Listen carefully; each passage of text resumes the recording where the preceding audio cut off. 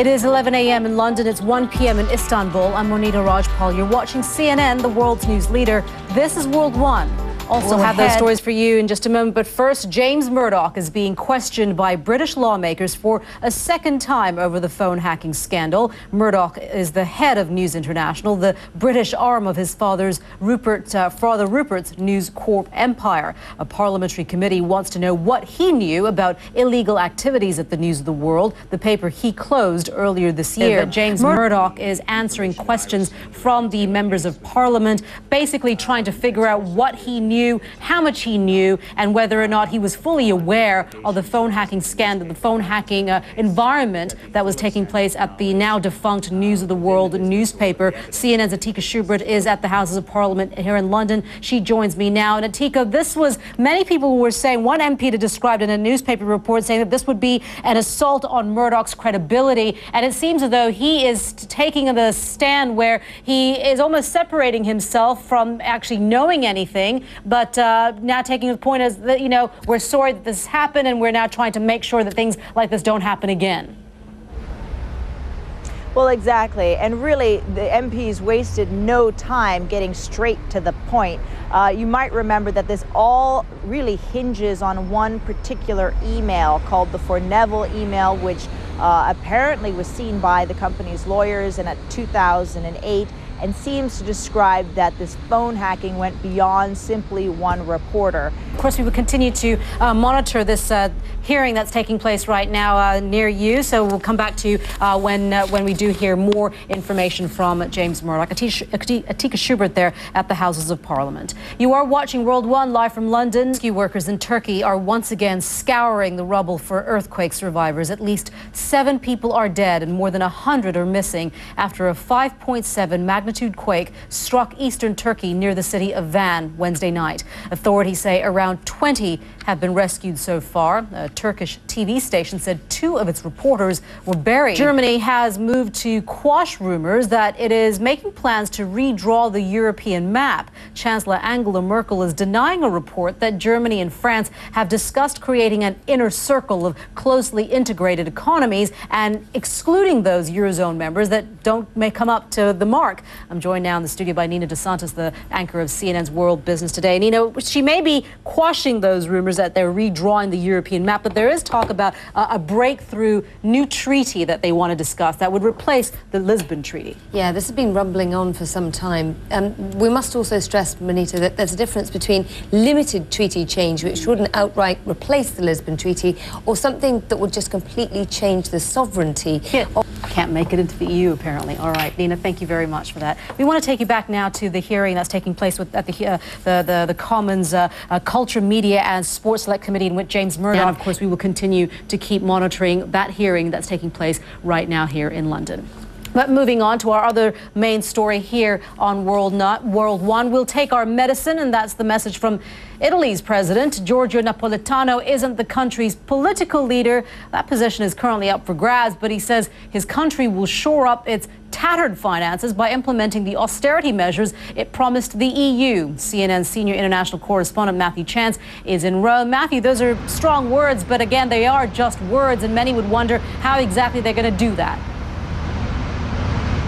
Well, one of the first things that Giorgio Napolitano, the Italian president, is doing is making sure that the political instability in this country is made as short as possible. Is made the lawmakers in this country focus their mind. Thank you, Matthew Chance there in Rome.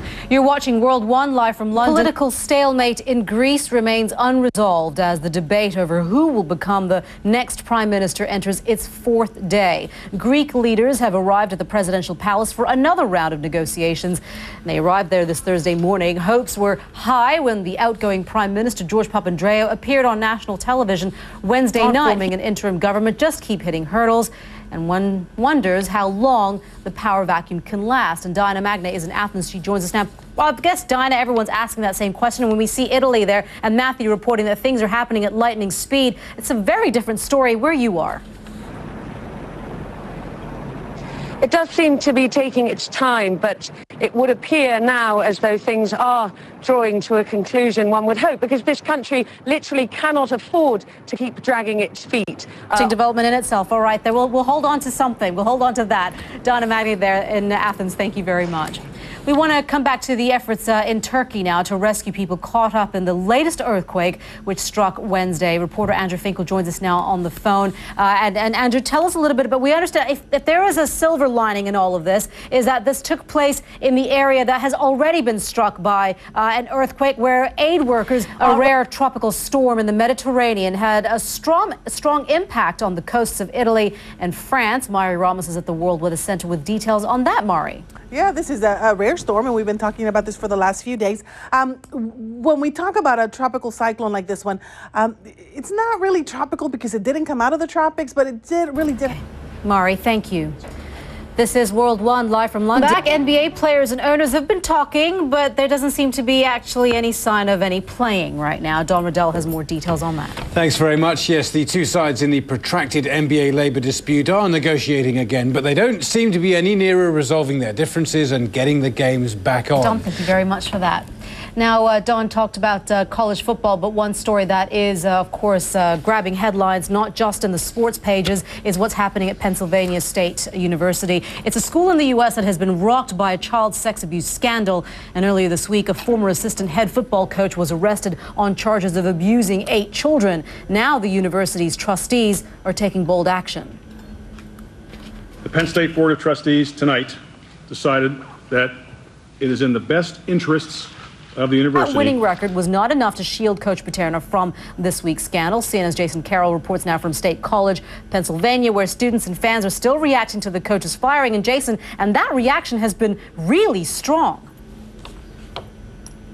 And Monita, if you listen very closely after that press conference was given, and you used that soundbite there, after you heard... You are watching World One. We want to bring you up to date on some of the stories that we're talking about here. Actor Eddie Murphy has dropped out of the role of host for next year's Oscars ceremony. A day earlier, his colleague and show producer Brett Ratner, the director, had backed out after he'd been criticized for using derogatory anti-gay language. Ratner has released a letter apologizing for his remarks. And there is some disappointing wildlife news for you. The International Union for the Conservation, I should say, of Nature says a subspecies of the western black rhino is now extinct, and humans are to blame. Rhino horns can sell for many thousands of dollars on the black market and are used in traditional medicine in East Asia. And you got to check out this incredible video, the surfing world record off the coast of Portugal. This is the fearless Hawaiian surfer Garrett McNamara. He travels the world chasing enormous waves, and it looks like he found one, and he videotaped it. At 90 feet or almost 30 meters high, the wall of water could be the biggest wave anyone's ever ridden.